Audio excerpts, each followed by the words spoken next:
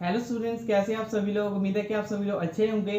RCC design के 29th lecture में हम डिस्कस करने वाले हैं नॉमिनल शेयर स्ट्रेस के बारे में। नॉमिनल शेयर स्ट्रेस होता क्या है, इसकी एक आरसीसी डिजाइन में सेक्शन को डिजाइन करते समय क्या इंपॉर्टेंस होती है, इसके क्या फॉर्मूले होते हैं, इन सभी के बारे में हम इस लेक्चर में डिटेल में डिस्कस करेंगे। तो चलिए बिना टाइम वेस्ट किए इस लेक्चर को शुरू करते हैं और डिटेल में डिस्कस करते हैं इस टॉपिक के बारे में। Nominal shear stress. इस लेक्चर में हम जो है नॉमिनल शेयर स्ट्रेस के कंसेप्ट को डिस्कस करने वाले हैं। हमने जो है लास्ट लेक्चर में डिस्कस किया था नॉमिनल शेयर स्ट्रेस के फॉर्मूले के बारे में, जो कि हमारा क्रिटिकल सेक्शन वाला एक लेक्चर था। वहाँ पर हमने देखा था कि ये फॉर्मूला हमारे पास कैसे बना है और इसे हमने सिंप्लीफाई करके ऐसे जो है किस तरह से इसे हमने जो है लिखा है। तो इस सभी के बारे में आपको जो है लास्ट लेक्चर में पूरी डिटेल मिल जाएगी, उसका लिंक मैं डिस्क्रिप्शन में दे दूंगा। तो इस लेक्चर में हम जो है इसके बारे में और डिटेल में डिस्कस करेंगे। In IAS 456-2000 the equation for shear stress Q is equal to B/BJD।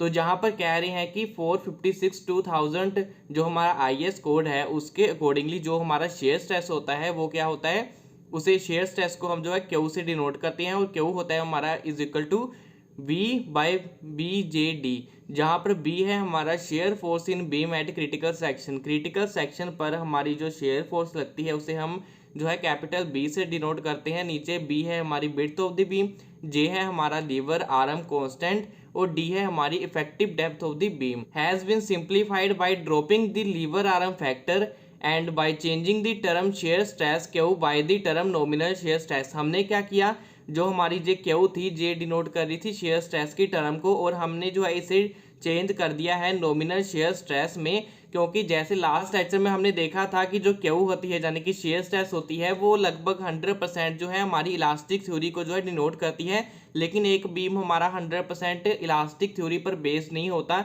इसलिए हम जो है उसमें नॉमिनल शेयर स्ट्रेस को ही फाइंड कर सकते हैं, जाने कि लगभग 80% से 90% तक का उसका बिहेवियर जो है उस पर शेयर स्ट्रेस जो है उसे जो है प्रेडिक्ट कर सकते हैं। उसके लिए हमने जो है नॉमिनल शेयर स्ट्रेस को यूज़ किया है। तो नॉमिनल शेयर स्ट्रेस का हमारे पास सिंबल है टाउ बी।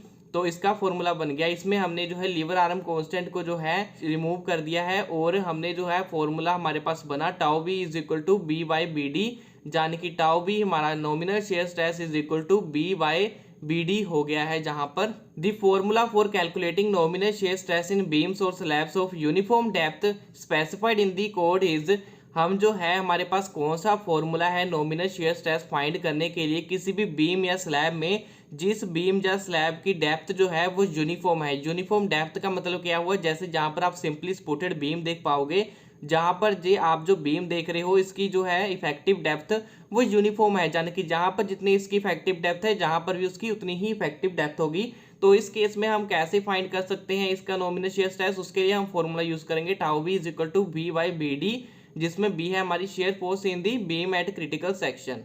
इसमें हमारे पास दूसरा केस भी है, उसके बारे में डिस्कस करते हैं। Nominal shear stress in beams of uniform width and varying depth is calculated as. अभी क्या है, कोई बीम हमारे पास ऐसे होते हैं जैसे जहां पर मैंने आपको एक कैंटिलीवर बीम दिखाया है, इसमें जो है इफेक्टिव डेप्थ जो है वो वेरी कर रही है, यानी कि जहां पर जो डेप्थ है हमारे बीम की और जहां पर डेप्थ है जो काफ़ी इसमें डिफरेंस है। आप देख सकते हो जहां पर 3 गुना ज़्यादा डेप्थ है और जहां पर जो है कम डेप्थ है हमारे पास, लेकिन इसकी जो विड्थ होगी बीम की यानी कि चौड़ाई होगी वो सेम होगी, सिर्फ इसकी डेप्थ में जो है वो डिफरेंस है, वेरी कर रही है डेप्थ इसकी अलोंग द स्पैन।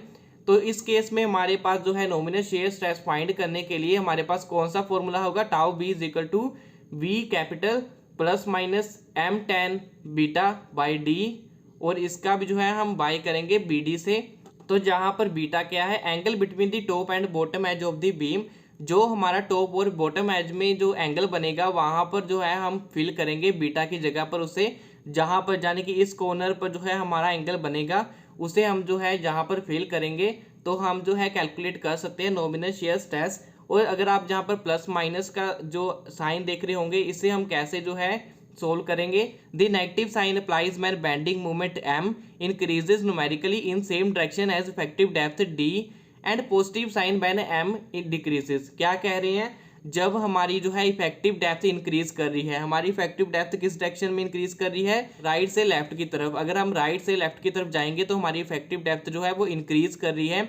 अगर हमारी बेंडिंग मूवमेंट की जो है वैल्यू वो भी राइट से लेफ्ट की तरफ जाने की, जिस डायरेक्शन में हमारी इफेक्टिव डेप्थ इंक्रीज कर रही है उसी डायरेक्शन में हमारी बेंडिंग मोमेंट की जो वैल्यू है, न्यूमेरिकल वैल्यू, वो भी इंक्रीज करेगी। तो हम जो है नेगेटिव साइन को जहां पर कंसीडर करेंगे, अगर हमारी वैल्यू जो है इस डायरेक्शन में बेंडिंग मोमेंट की वैल्यू डिक्रीज करती है तो हम जहां पर पॉजिटिव साइन को जो है कंसीडर करेंगे। तो हम इस फॉर्मूले की मदद से नॉमिनल शेयर स्ट्रेस फाइंड कर पाएंगे जिसकी की डेप्थ जो है वो वेरी कर रही है। मुझे उम्मीद है कि ये लेक्चर आपको समझ आया होगा। अगर आपका ऐसे कोई क्वेश्चन या फिर क्वेरी है तो आप नीचे कमेंट कर सकते हो, जिसका अप्लाई करने की मैं कोशिश करूंगा। आरसी डिजाइन के सभी प्रीवियस लेक्चर्स को मिलाकर हमने एक प्लेलिस्ट बनाई है जिसका लिंक आपको डिस्क्रिप्शन में मिल जाएगा। नेक्स्ट लेक्चर में भी हम एक इंपॉर्टेंट टॉपिक के बारे में कवर करेंगे, तो उस लेक्चर को मिस ना करने के लिए, साथ में और भी सिविल इंजीनियरिंग से रिलेटेड वीडियोस देखने के लिए आप मेरे चैनल को सब्सक्राइब कर लीजिए और साथ में बेल आइकन पर क्लिक कीजिए ताकि आपको नई वीडियो के नोटिफिकेशन मिलते रहे। मैं मिलता हूं आपसे नेक्स्ट लेक्चर में नेक्स्ट नए टॉपिक के साथ। तब तक के लिए बाय बाय।